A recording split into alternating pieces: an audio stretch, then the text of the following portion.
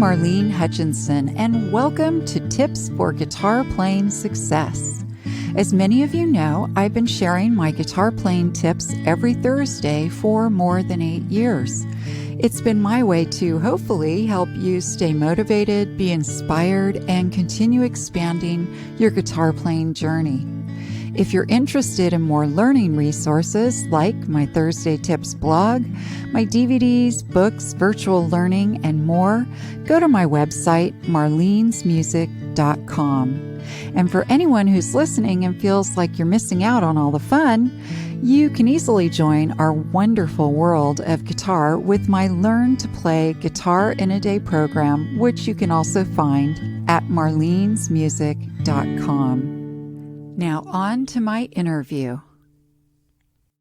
Hello, everyone. I want to welcome you to my Guitar Friends interview. I have my wonderful and amazing friend, Gene Smith. Is it okay to use your last name? I'm sure it's okay.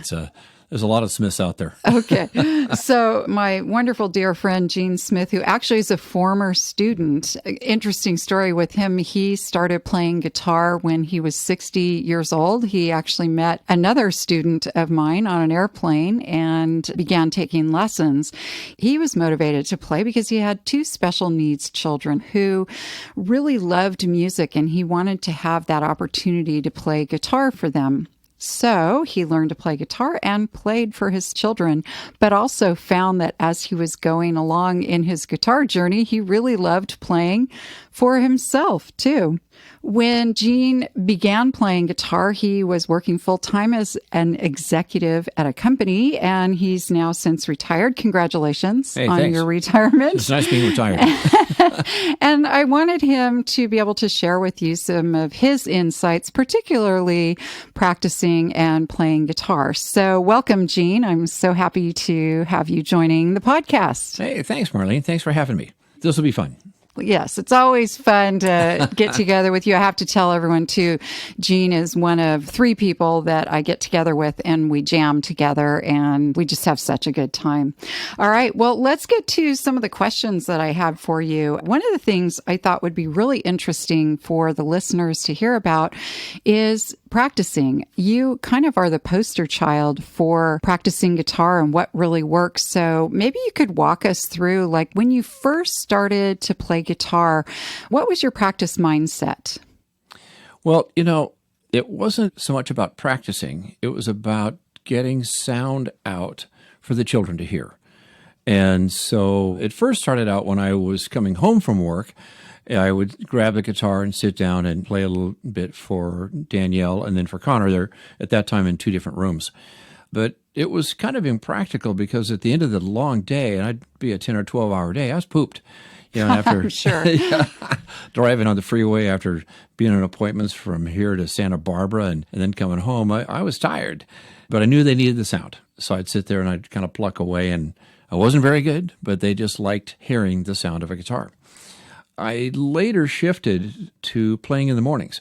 So I'd get up about 5:45, 5:30, put the coffee on, grab a cup of coffee, and go sit in there by their bedside. And I would just say good morning to them and start to play little ditties and do fun stuff and watch their faces just light up. I mean, Yeah, really, music does that. yeah, they couldn't communicate, but they could communicate by smiling, and the guitar just brought that out. It was just great. And that must have been quite rewarding for you to be able to communicate that way. Yeah, it was a twofold process. It was rewarding to watch them respond, and it also was good for me because I was terrible, and they didn't care. I doubt you were terrible. I was pretty bad because I was just strumming stuff. I wasn't picking, wasn't doing anything, just kind of making up stuff as I went, but they just liked the sound of things. So you would play guitar in the morning early before you went to work, and then you would play in the evening when you got home. Were there other times that you would play or practice?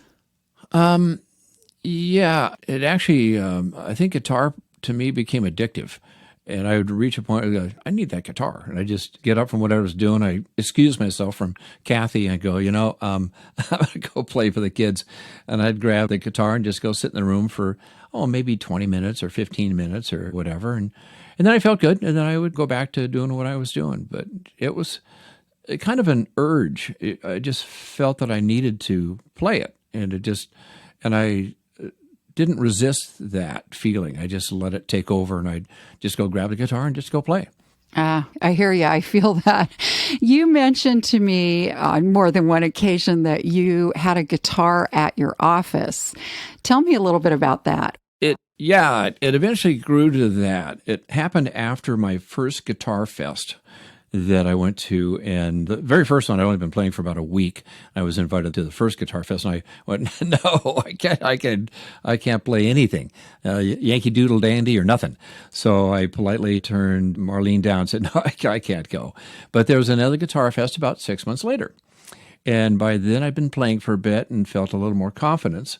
And so I went to that Guitar Fest, and I had just purchased a real guitar, because the first one I had that I played for the kids, I paid a whopping $75 for, and was able to pick it up at the NAMM show for quite a discount.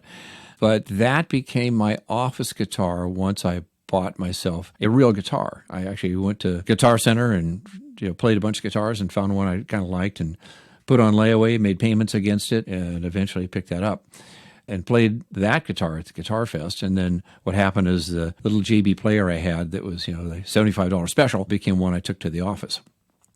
And I took it to the office for, if I was on a break between calls or meetings or whatever, I'd sit down and kind of plunk away with it. And eventually I found, to me, that was therapy. So, I mentioned to Marlene one time at a lesson, well, you know what? This guitar stuff is like guitar therapy. If I'm getting frustrated or had a rough meeting with a client or whatever, after it's over, I'll just, close my door, grab the guitar, and just kind of play for a bit. Because I said, you cannot let what's gone on around you affect you when you're trying to play the guitar, because your brain just does a complete shift. Oh, that's such a great way to describe what happens to you. It is hard to think about stressors and anger and difficulties when you're playing guitar, because your mind is so occupied with how you finger things and what you're playing and how it sounds and singing in a tune and all the other things. It's pretty hard to hold on to stressors. Yeah, and at that time also I was trying to learn fingerpicking, because I heard Marlene play a song in fingerpicking. And I went, whoa, I've got to do that stuff. And it was from The Sound of Music. Oh, okay. And I went, wow, geez, that song comes alive. Probably the song Edelweiss. It was Edelweiss. Yeah, such a beautiful song with picking. Well, and I have to tell you, this is such a fun story, but Jean found fingerpicking or heard it and said, whoa, I've got to play that. And I don't think you've looked back since. You do a killer, amazing job at fingerpicking style with your playing, and you've really integrated it in a beautiful way. And in a little bit, I'm going to have him play some music so you get to hear how fantastic he is. That fantastic. I pick and I strum, but mostly picking. But it's when your wife tells you do well is the final test. Okay. And when they come into the room that you've been playing at for a while, they go, honey, that actually sounds pretty good. Well, yeah, when they come from another room and compliment, okay, you must be playing better. But it's that progress that's pretty fun. So you and I are good friends, and I know you just went through something really difficult. And I do like to keep things on the lighter side for my show, but life happens. What has this done for your practice routine? We lost our son, Connor, and I couldn't play for probably 3 to 4 weeks. Because my morning routine was to play for Connor and Danielle. When Danielle passed about 8 years ago, I was able to kind of push through it because we knew it was coming, and she lived a lot longer than she's supposed to. And we still had Connor, so I'd still continue playing for Connor. But it's when Connor passed all of a sudden, and we were not prepared for that. Neither one of us was or still are. I couldn't play. I just couldn't pick up the guitar. Couldn't do anything for a bit. But it's rolled back in the same routine. I now, again, get up at 5:45, go downstairs, put on the coffee. I sit in the room right next to where Connor's bed used to be, and the little sunroom, and I play. And I first started by playing some of the songs that Connor and I were working on. I say we were working on because if I played a song and he liked it, or if I did it well, he would start shaking his rattle. If I didn't do it so well, he was just quiet. He would just lay there. So I went, okay, this is not working. So I'd change the song up or do something different. And when the rattle would start to go, then I knew that the song... You had approval. Yeah. Connor approval. Yeah. That's working. So you're back to playing guitar, which obviously, again, you mentioned makes you feel good. It's a good feeling. You also have the joy of a wonderful new granddaughter in your life. And are you able to play guitar for her? Not much. She's only 2, so she's pretty wild and all over the place. So I think as a 2-year-old, they don't really care that much about it. I tried a couple times, but she's just not into it. My big guitar playing really is still every morning for an hour. I put on the coffee, sit in the sunroom, and grab a guitar, and I change the guitars. You probably want to talk about this later, but now I own like 6 Taylors and 2 breed loves. But the reason for that is each guitar has its own voice. So this last 2 weeks, I've been playing, and I'll take a different guitar and sit it in the sunroom, and I'll play that guitar for maybe a month or 2 at a time will be my go-to guitar. And then it gets back into its case, and it rests for a while. Boy, I had a workout. I think I need to rest, says your guitar. Yeah, then I'll pull out another one and go, wow, this one needs to be played for a bit, and play a different one. Yeah, it sounds like you acquired gas. I don't mean that the sense that you think of. I got gas. It's called guitar acquisition syndrome, where you start falling in love with guitars for different reasons, different sounds, and different things like that. And then you end up acquiring more than one guitar. And that's so great to hear, though, that you have several guitars and you rotate which ones you're playing because... Yeah, I do. Yeah, they all need the love. Yeah. I mean, our guitars sound better the more they get played. So... Yeah, it's actually how the wood is made. I mean, it's, how nature makes the wood with the chloroplast inside, and it breaks down as you play it. And each one of those little cells becomes hollow. And it gets a much richer, deeper sound. So they even have guitar vibrating machines now that do that. But if you play it, it happens automatically. That is so true. What a great science lesson, too. Thank you. It is true. And that vibration vibrates that extra cell moisture, and it really makes the guitar sound better. So our guitars are like a fine wine. They just get better with time. If I can interject here, my wife at one time, Kathy, came in and said, all right, another guitar. She goes, what's with all the guitars? I go, honey. And I had 3 guitars sitting in the room at that point. And I said, each one has its own voice. And she goes, yeah, really. And I go, all right, I'm going to play the same song on each one of these guitars. And you tell me what you think. And by the time I got through playing each one on a different guitar, and I played them exactly the same finger picking, same voice, same everything else, she goes, holy poop. Okay. Beep. Yeah, she admitted. Yeah, she admitted that they did have their own voice. Each one did sound different. Right. And that's actually a whole nother podcast that I'll do in the future, talking about the different woods and sounds you can get from the guitar just based on the construction. Gene, one thing, though, I wanted to make sure we talked about is your playing or song influences. So walk us through that. It's pretty natural and pretty easy. The early songs that I did were really based for the children. They were, I call it advanced campfire today, but but they were songs intended to be like nursery rhyme type stuff, and stuff that I knew that Connor and Danielle could relate to. And then I found out as time went on, and it was Connor. We found out he liked country western music. And we flipping channels. Right. When it came on, I went, okay. So I started playing more country western stuff. And then a lot of the country western stuff reminded me of what I experienced back in the 60s and 70s. Okay. When I was in college. So a lot of the protest songs and things like that, things by the Beatles and Donovan and all those guys. Folk music or it was storytelling kind of music. Yeah, it was folk music / semi-rock. It was when folk music was making the turn. Okay. And the Mamas and the Papas were out, and the sounds had changed. And they all moved to the canyon. But yeah, it's the influence. When I was in high school, we had Jackson Browne and the Nitty Gritty Dirt Band, were in our senior class. And actually, Jackson Nice. broke from them because he wanted to do his own thing and they wanted to do different stuff. And they each became successful in their own right. Jackson Brown more so than the Nitty Gritty Dirt Band.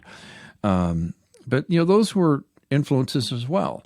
And Jackson would sit out in the quad and he'd play his guitar and hang out. And quite often he spent time with my brother in detention because Jackson may not want everyone to know that. because at that time, went back in 1967, if your hair touched your collar, you had to have a haircut. I mean, it was almost like a dress code was pretty strict in those days. So, and my brother would end up in there quite often. And Jackson's hair was exactly the length it is today. But back in 1967, that was unacceptable. Yeah, that was considered long hair because it touched your ears and your collar. Oh, my. Yeah. Well, so it's safe to say that your song choices are singer-songwriter, folk songs with a little touch of rock. That's what you tend to lean towards, right? Pretty much. And some of the Western stuff is just that. Some of the new Western stuff reminds me very much of the songs we heard in the 60s. And I still pull up and play a lot of 60s songs that maybe you'll let me do later on. But my son Matt, who's 34, goes, "Dad, where did you dig that up?" I go, dude, those are songs that we listened to when I was a young guy like you. Bringing them back. Yeah, I love it. So do you find that sometimes you hear a song like in a store, or does something just pop in your head that you remember a certain song that you want to try?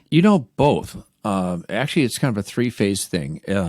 Because I go to open mic nights when they have them. They stopped them right now because of the virus.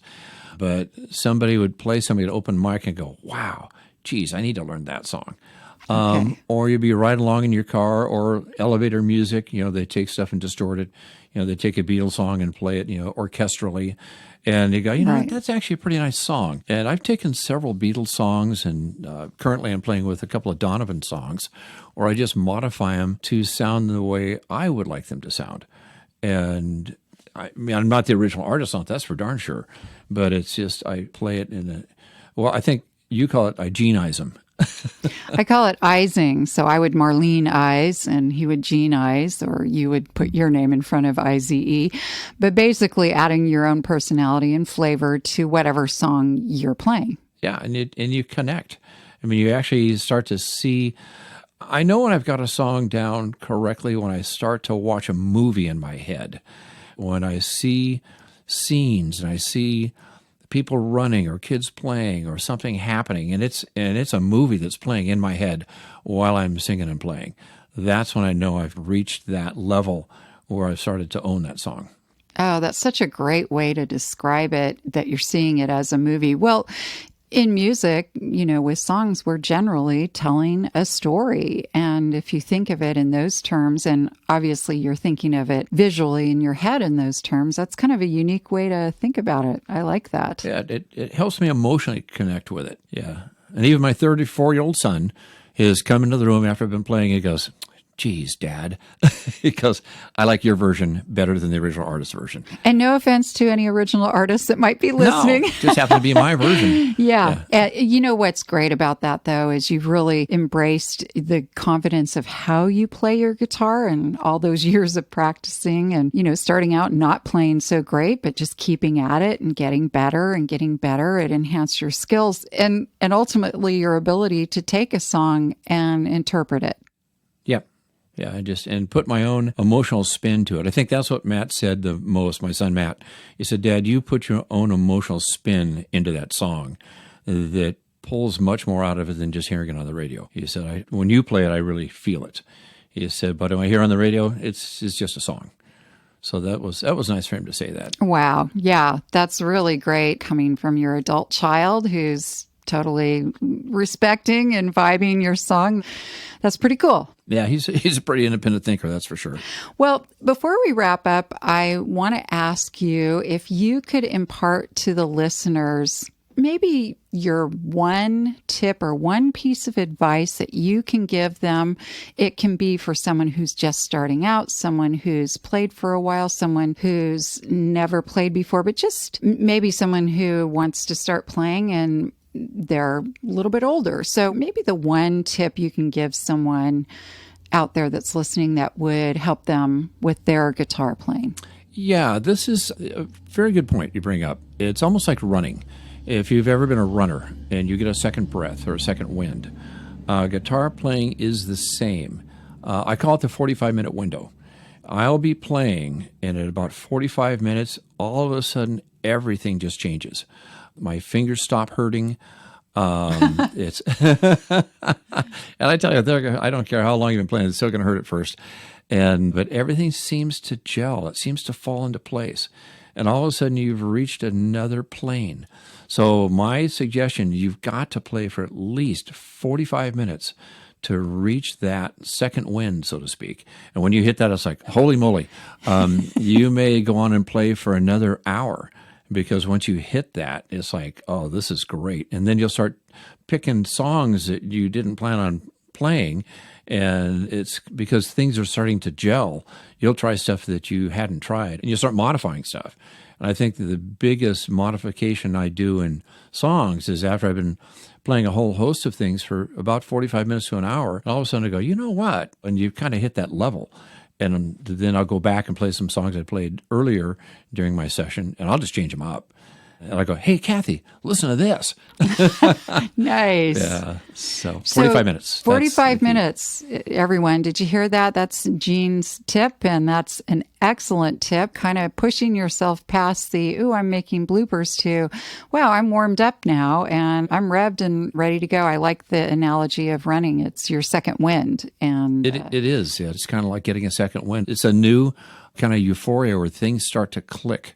You know, your brain is working with your fingers, working with everything else, and you just reach a whole new level. It's bizarre, but it's 45 minutes. I love that you noticed that and are able to share that experience. You know, sometimes we play and like we play for an hour, and, you know, to recognize that you have that sort of where you get over that bit of a hump in your playing right there. That's something so great for everyone to learn about. I'm trying to reduce it down to 30 minutes, so I can hit the euphoria earlier. Yeah, Keep on playing for the same length of time. Just hit the euphoric thing, quicker than 45 minutes. I love it. I love that aha euphoria feeling too. So that's a great piece of advice. So everybody, I want you to pick up your guitar and play for the next 45 minutes. But before you do that, I have one more treat for you, and that is Gene is going to share some of his beautiful guitar playing. Gene, thank you for chatting with me today, and take it away.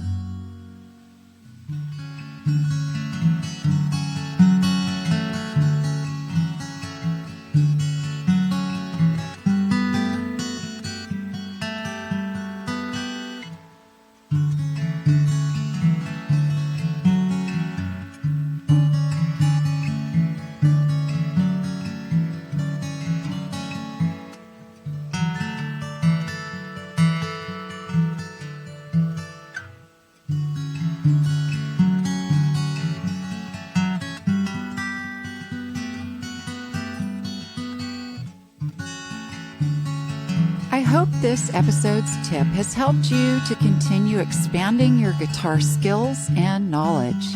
If you'd like to learn more, check out the many learning resources available at my website, marlenesmusic.com. Thank you for joining today's podcast, and as I like to say, play on.